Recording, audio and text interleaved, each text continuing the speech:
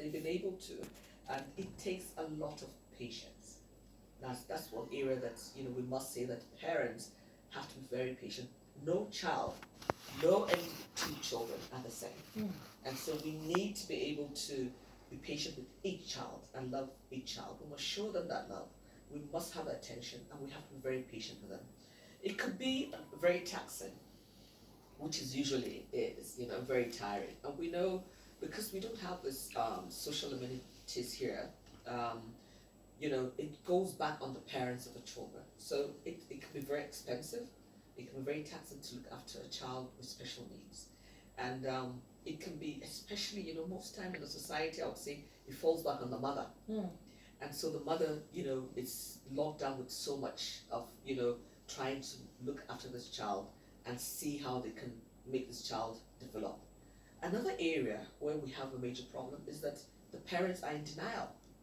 You see something is wrong with the child, and you keep denying that there's something wrong with the child. In fact, that is one area that bothers me. Even when okay, we look at people look at themselves from experience of because I get people tell me all kind. When I say, okay, this is this area that I think we need to intervene. This is what's wrong with your child.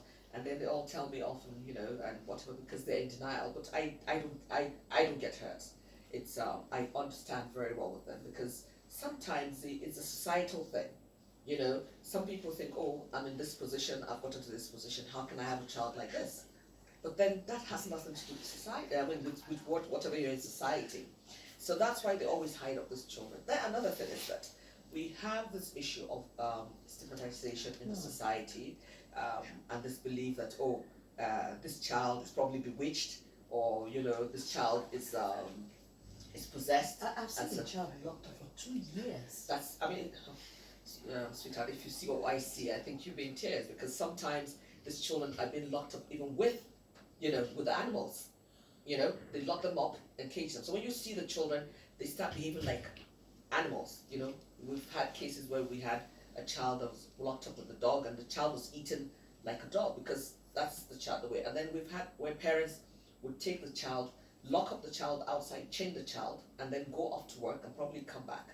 And so there are lots of cases where these children are not properly looked after and being catered for the way they should be.